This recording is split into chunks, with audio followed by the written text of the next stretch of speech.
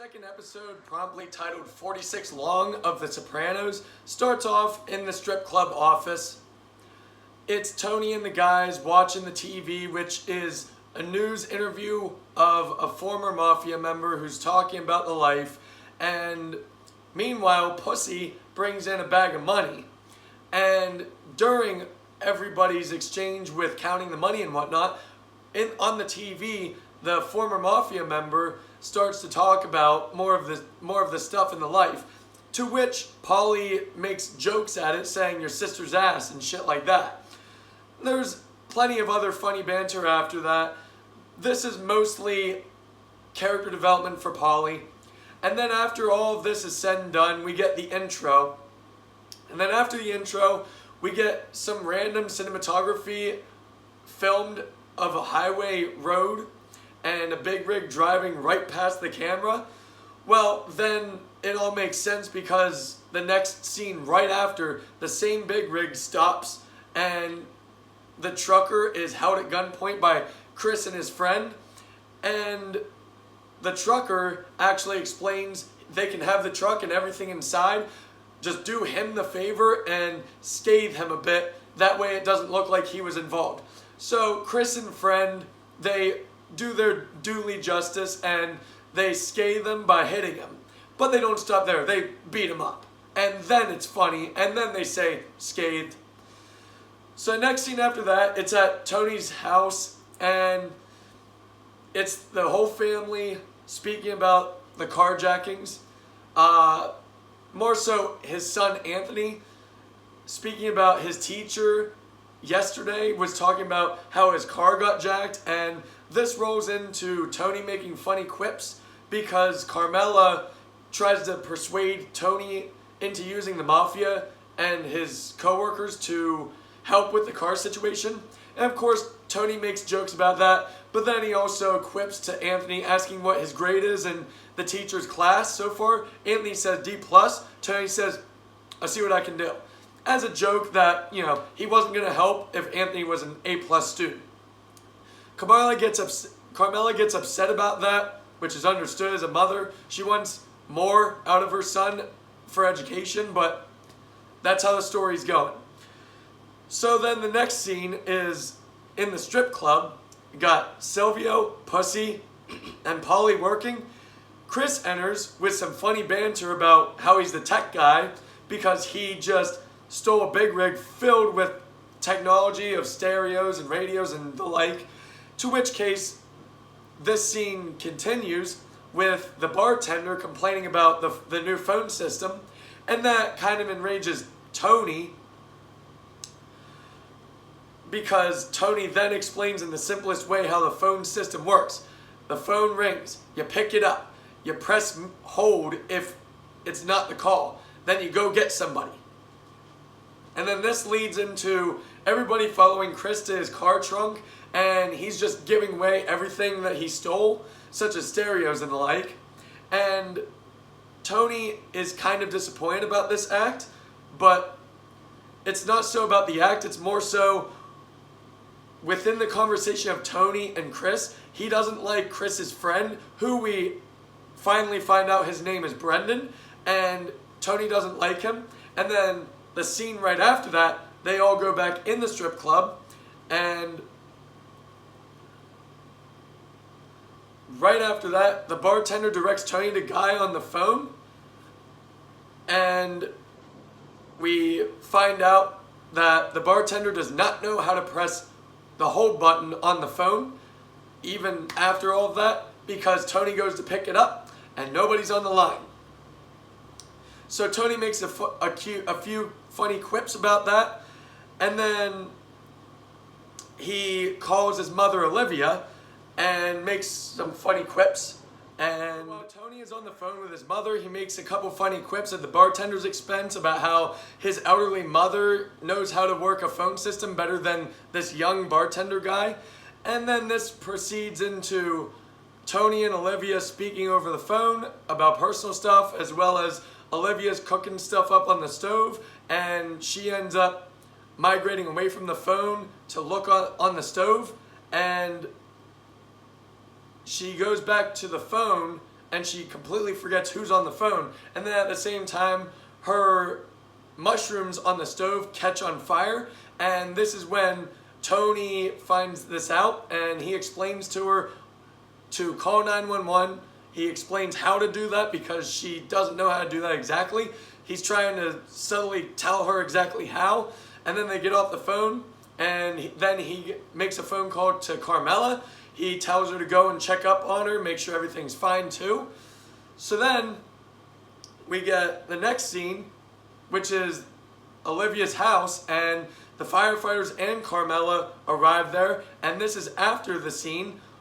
The firefighters and Carmela helped with the fire, and then the firefighters leave, and Carmela and Olivia have a convo about getting a maid, or she brings up the nursing home again, in which case Olivia gets in a rage of fit again. And then we go to the next scene, which is Pussy's repair shop for cars, and there's some funny banter at the beginning, and then his mechanic actually proposes an idea about the whole situation that Tony proposed to him about the teacher.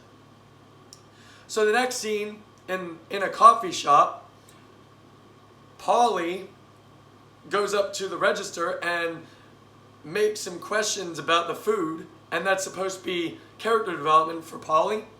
And then Pussy speaks to the barista himself and offers a deal with the barista about said guys that they're looking for, and it continues with Polly making some more funny banter about how Italians should have invested in coffee shops long ago because of how profitable they are.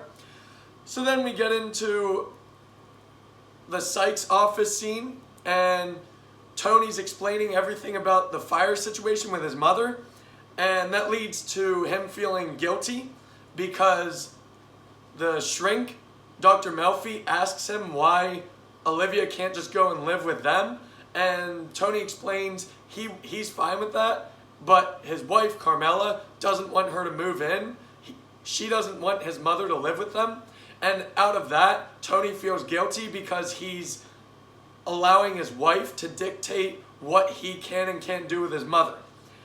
And so because of that, Tony revelates that he's the bad guy because he's allowing his wife to control his doings with his own mother. So now we go to a scene which is at Olivia's house. Tony has flowers in his hand. He's walking up to the front door, and he knocks on the door, and there's a black caregiver that opens the door. And as she welcomes him in, she announces to Olivia who's there, and he gives Olivia the flowers. She makes some funny quips about she's not dead yet. She walks away. Tony makes some funny quips to the black caregiver about not smoking the ganja on the times that she's caring for his mother, in which case that rubs the caregiver the wrong way. You can just tell by her face. And then Tony and Olivia have more of a conversation in which Olivia informs that Junior called there in an agitated state looking for Tony. So the next scene is set in Satriala's office, and Tony and Junior have a conversation about a stolen big rig at the beginning of the episode, and how that was actually Junior's big rig. And in this meeting, it's Tony and Junior, and then we have a third guy there who's actually the intermediate mob boss for the time being. His name is Jackie. He's basically the mediator for this meeting right now.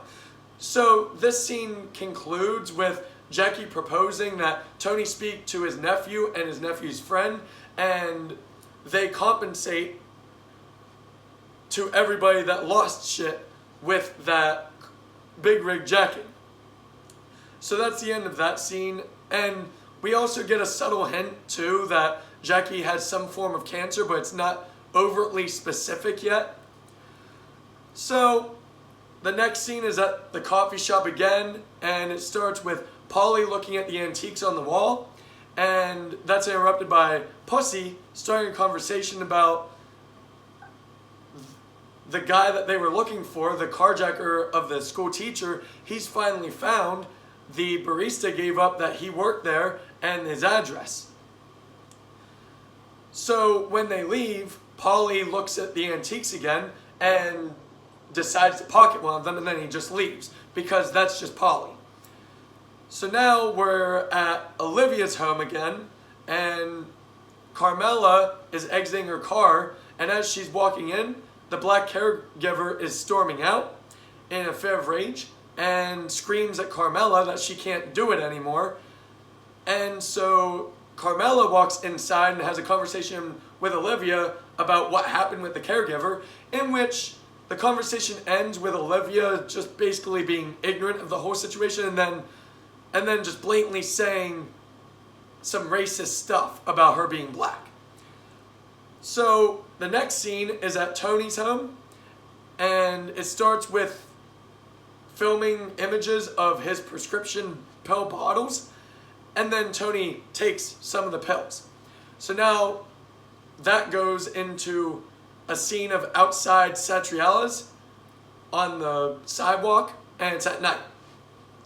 So it's Tony, Chris's friend Brendan, and they're all having a conversation about the big rigs they stole from Junior, which this conversation leads into Satriale's, into the office, and Tony's explaining to Chris and Brendan the deal that Jackie proposed about how they can keep it, but they need to compensate Junior and everybody that lost stuff, and in which case this conversation continues with Brendan trying to step his big foot in and saying how Tony's basically the big man of the family now, and that Tony should step up and just be the man and let them do it. In which case Tony just grabs Brendan and throws him out onto a meat cart, and that's basically how this scene ends. The next scene is in front of a hotel room door, and it's Paulie and Pussy preparing to break in, presumably with guns, and Paulie actually decides to knock on the door first. He finds out who they were looking for is in there, so they bust down the door, hold both the guy and another dude up at gunpoint, and that's where that ends basically. So now we continue with that story at the junkyard. Presumably the two guys told Paulie and Pussy that this is where they sent the car. So they go over and they find the car, and the guys deny it for some reason that it's there. I didn't really understand that, but Pussy and Paulie have some funny quips about it, and their idea is to make the two guys jump over the fence and steal at least the license plate. Because the idea is that they can steal a license plate, get the same exact car, whatever color, and just repaint it whatever the color was. So now the next scene is at Tony's home, and Tony's just at the kitchen window staring at the pool, waiting for the ducks to return. In which case Meadow walks around and she's joking about it, and at the same time Carmela and everybody is preparing dinner for the night because apparently they're going to have a giant group family dinner. Now we go to a scene where Olivia is in her car, and it turns out she's driving now, and she has a friend in her passenger side, and her friend gets out. I guess they drove into the friend's driveway, so the friend gets out to walk back in, and as Olivia is going to drive in reverse, she mistakenly drives forward, running her friend over. So the next scene is at the psych office. Tony is telling his doctor about all of this incident of his mother running the woman over. And now we go to the dance club where it's Chris and Brendan. They're actually at a random dance club this time, and Chris and Brendan and their dates are completely rejected from entering, even though Brendan tries to smooth talk his way in saying he knows somebody, to which the bouncer knows the person, but they're still not allowed in. And this brings in a huge cameo of Martin Scorsese getting out of a limo and walking right inside. Now, this is kind of a confusing scene because the next scene right after the scene, it's Chris and Brendan sitting in the club, even though they were just denied from getting in. whatever, it is what it is. But they end up having another conversation about hijacking yet another big rig. And they're both debating on it, having a conversation about it for right now. So now the next scene is at Olivia's house again. And it's Tony there eating and Olivia's on her couch sleeping. And she wakes up and they start having a conversation basically about her age and how Tony proposes she does need to start thinking about pawning off items before she does end up dying.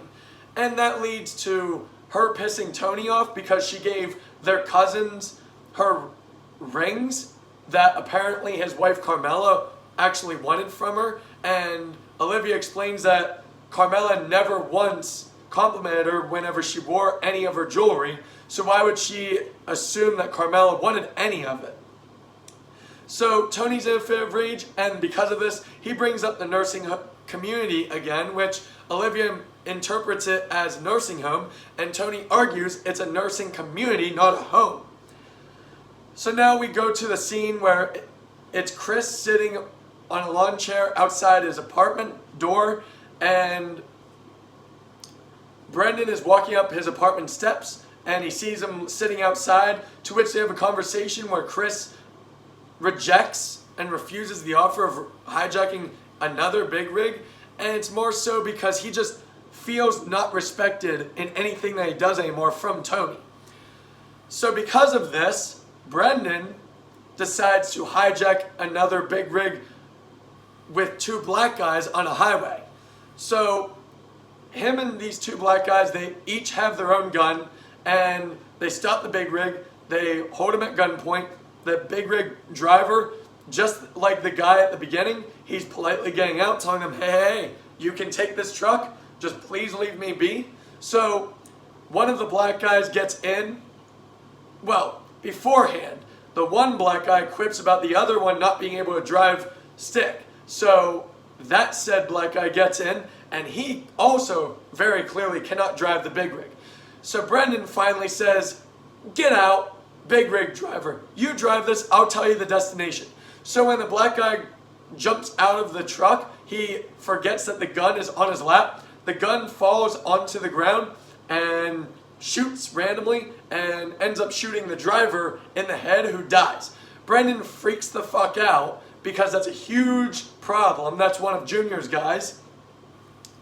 So now that scene ends, and the next scene is in a nursing community building that Tony and Carmela are actually proposing to Carmela, and they're actually in the big boss lady's office talking to her, signing some waivers and signing some documents to put Olivia in this home. And on top of this, Junior somehow knows where they are, so he decides to call the nursing community boss lady's phone directly to transfer the phone to Tony because he has urgent news he needs to relay to him. Of course, Tony rejects it because he's in the middle of putting his mother in the home. Now, this scene ends when the boss lady says something in Italian and it fails. It's kind of like nobody knows Italian language. So Carmela asks what that meant. So she tells them, and everybody looks stunned, and that's exactly how that scene ends. So the next scene is at Tony's home. Tony and Carmela are in a conversation, and now Chris calls Tony about the hijacking that Brendan just did. And before they can actually continue, Tony goes to a landline out in wherever. So he goes to a phone booth, calls Chris back. They speak more about the hijacking. So now, Tony goes to the mechanic shop, which is where the big rig was hidden. And he's looking at the stolen suits, and at the same time, he's lecturing and screaming at both of them, to which Brendan keeps interjecting and explaining Chris had nothing to do with this one. He swears to God, and he's just a meth head, and he's going into a place, he's going to get help, blah, blah, blah. Even Chris tells him to shut the fuck up. He's going to get him clipped. So Tony's idea is that they're going to stop everything they're doing, pack up all of the shit, send it all straight back to Junior. And then Silvio makes a small quip, because he already dressed in one of the suits. He makes a small funny quip about how, do they really have to send back all of them? I mean, look at them. And it pans out and you see him in a nice Italian suit. So the next scene is actually in the school parking lot. The teacher who had his car stolen sees that his car is back, but he soon quickly learns that it's not really his car. He realizes different car keys, and he also pops the trunk open, completely different color, and when he drops the trunk door, he realizes that it was just freshly painted. The red got on his hand. And all the while, Anthony is making quippy snaps about his grades and how his dad really knows what they're doing and yada, yada, yada. So the next scene, it's at Olivia's home again, and Tony's there by himself. He's kind of just cleaning up everything in her home. And because of all of this, he has a small anxiety attack, but he does not pass out this time. He just stumbles and sits on the coffee table. To which he goes back to the psych office and he explains to Dr. Melfi about this small anxiety attack. And he explains about his mom's situation being in the home now. And all of this makes Dr. Melfi question him, and this makes Tony storm out. So the next scene is at the strip club, and the bartender still cannot figure out the damn phone system, while Tony is just observing all of this and drinking at the bar. All of this is completely agitating Tony even more than how agitated he was at the shrink's office. So we're led to presume he went straight to the strip club right after storming out of the shrink's office. So then Tony takes the phone and beats the bartender with it and storms out of that place too, in which the episode just blacks out and cues the credits and ends. So this episode, the second episode in The Sopranos, titled 46 Long, while it's a really good, very well written episode, it's filled with a lot of character moments, a lot more funny quips, honestly, than the first episode. It's also held down just by the fact that the first episode is so much better. The storylines were so much better, the writing was better, the direction was better, hell, the storytelling was even better. The first episode was 3 or 4 different overarching stories of the same characters throughout an entire episode, and the second episode is a lot more direct of a story. It's basically one story with a bunch of subplots. So overall for me, The Sopranos' second episode, 46 Long, while it's nowhere near a bad episode, but coming right off of the excellent pilot episode, it's not really good in comparison. It's still a great episode, but for me, throughout this entire 43-minute episode, I was really strongly looking at my rating being around a 7 or an 8, whereas the pilot was a 10, because it had a lot of character moments, it had a lot of story beats, had a lot of strong storytelling, and it also had a lot of emotional heft, which a lot of that was taken out of the second episode. This episode was more so of a straight direct to the main story, and it's kind of like it forgot any emotion to it. Yeah, it has comedy and that's an emotion, I guess, but every scene that it's supposed to evoke some kind of emotion outside of comedy, it didn't really ever land. Like all of the scenes of Tony and his family trying to get help for Olivia, they're supposed to be sentimental, like you're supposed to feel for all involved, but at the end of the day, none of it really landed in that way. Again, this episode is a great episode and it lands as just a continuing episode. But because it loses so much emotion and raw storytelling and even editing, because this is just a direct storyline through and through. So overall for me, 46 Long is still a very strong 8 out of 10. Thank you. I also wanted to mention that while the pilot episode had no plot holes whatsoever, this episode, 46 Long, had a lot of plot holes, like prime example, Chris and Brendan at the dance club, the other dance club, with their dates, and they were first rejected from getting in, and then they were sitting in the club, which didn't make any sense at all. We had no scene to show how they were admitted in.